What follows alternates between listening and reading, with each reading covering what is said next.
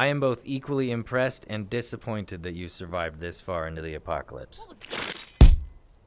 The first real trailer for Saints and Sinners Chapter 2 Retribution just came out, and I figured it was the perfect time to go through a list of things that I want to see in the sequel to this game. If there's anything that you want to see in the sequel that I don't touch on in this video, feel free to drop it in the comments, and maybe I'll make a part 2 to this. And if you want to see more Saints and Sinners combat in general, then feel free to subscribe. The first thing that I want in the sequel is a headlamp, because too many times have I been annoyed by the limited range of motion that this thing has when it's on your chest. You can't look up, you can't look down, you can't, basically if you're using two hands for anything else, you can't do anything. It's kind of annoying when you're going upstairs, well, darker stairs. But yeah, I think it would be an improvement if this was mounted on your head, and it would be one less thing to accidentally grab when you're fumbling for guns. The next thing on my list, I have to encompass it into the broad category of more robust weapon controls, because I was gonna initially just complain about the inability to scavenge shotgun shells and I guess other ammo out of other weapons. You can't salvage like the last round of a pistol just by cocking it. So I was hoping that, you know, you would have the ability to pump the shotgun or cock any other weapon, even if it's not jammed or in need of reloading or whatever, because, you know, salvaging that extra bullet would really help, especially early game. And I found so many shotguns that were just useless, would take up a big slot in the backpack, which you only have 3 of, including the one on your right shoulder, and that just won't do. But, you know, the ammo in it would have been useful. Another thing that I think would positively affect weapon handling or the robustness of it or whatever would be weapon attachments. That would be dope. Like, look, my shitty aiming could definitely use a scope. And I tell you, with VR controllers, vertical foregrip is the tits. Oh, come on. See, I totally need a scope.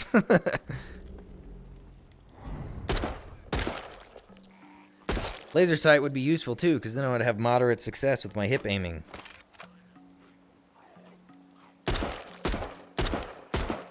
Fuck, you see how badly I need weapon attachments?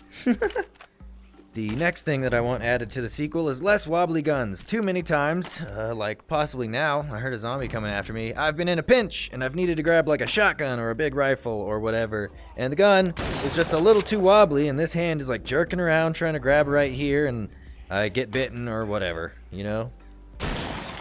I know that these guns are heavy in real life, and you probably wouldn't be able to handle them with such grace and finesse as you do in VR, but, you know, I think that they need to be usable, is my point, is all. Another thing that has to do with weapons in the sequel is I just want the firing modes on certain weapons to not change whenever you load a new map. It gets kind of annoying to think you're on single fire mode and then just spit out a whole bunch of ammo. And in the first game, this is the only weapon that it affects, but in the sequel, I'm assuming there's going to be more weapons. I'm not even going to put that on the list because, you know, why would a sequel not go bigger and badder in the weapon department? But yeah, that's another minor thing that I want. Next thing I want in the sequel is more dismemberment options. As far as this game is concerned, the only options you have are the head, whoops, and come on, cooperate with me, and both arms. And for whatever reason, the zombies die whenever they lose both their arms. There are plenty of games in VR that have the option to cut like the ankle, the knee, the hip, the wrist, the elbow, and the shoulder. And even some games that allow you to like bisect enemies and so on and so forth.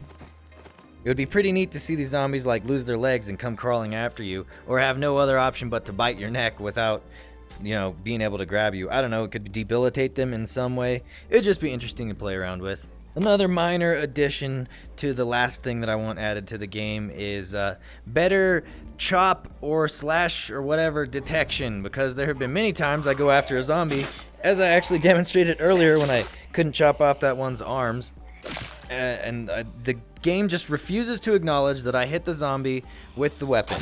And I know that wide swings work better than like short, quick ones or whatever. There's just, I'm telling you, whoa, what was that noise? That's weird.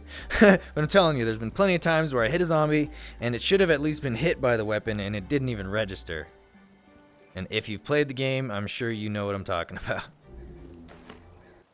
And after hacking down so many zombies, that reminds me of the next thing that I want added to the sequel of this, and that would be more zombie types. There's a decent amount in this. There's the infected ones, there's the armored ones, and those come at certain different levels.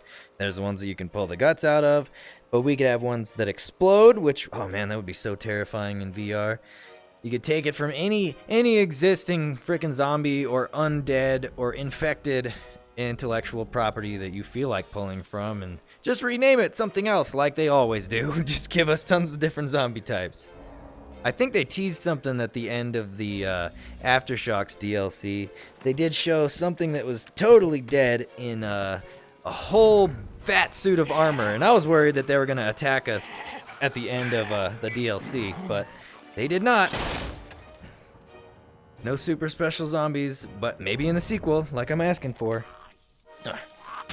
Got a little long-winded on this one because I got distracted by a bunch of zombies. Another thing that I think would make a neat addition to the sequel would be more detailed maps, and I think, real-world ramifications would kind of make that not possible. Those being that you'd realistically need the blueprints to people's personal homes and shit like that, and that kind of doesn't make sense. But I think it could be plausibly added if the map is only fleshed out as you go inside of it. Like, I like that it's blued out here or redded out in this map, but maybe the ability to click the page and zoom in, or click the building and zoom in and see like the layout of the rooms and all that would be really convenient. Especially in big-ass maps like that fucking school that I hate going to. Just loaded a new map, and what did I tell ya? Fire mode switched back. Annoying.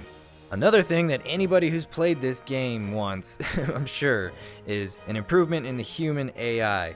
Because everybody who's played this game knows that the zombies are much more intelligent than the humans. And there's no guarantee that something stupid is going to happen now, but why don't we play around with them a little bit and demonstrate why? All your bandages, now. Oh, okay, you do have the common sense at least to attack me, but not to run away. Right.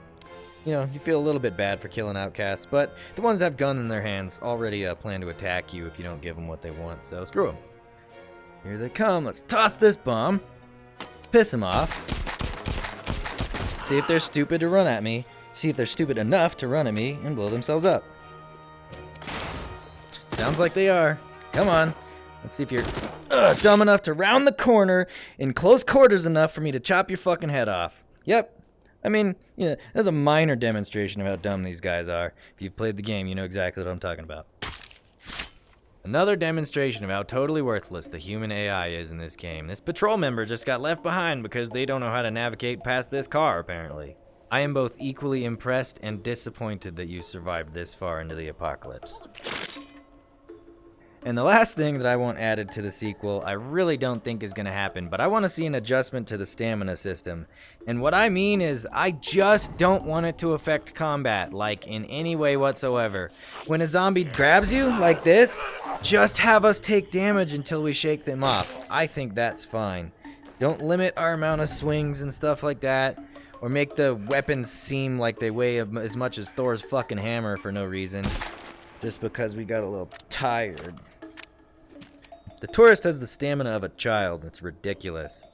It makes sense to have it affect sprinting and climbing and certain things like that, but I don't think it has any business being in VR combat. It's just off-putting. One thing I'm not sure that I want in the sequel is save importing, and that's only because I don't think that the choices in this game were handled all that well, but I think it's worth pointing out. Alright, well, a lot of that definitely sounded like complaining, but do not get me wrong, I'm really looking forward to the sequel of this game. And that is my list of things that I want to see added to it. If you got anything else, remember, feel free to leave that in the comments. Can't talk. And if you liked the video, feel free to drop a like and share it with your friends. And as before, if you want to see more Saints and Sinners or VR combat in general, feel free to subscribe. Till next time, Tanner out.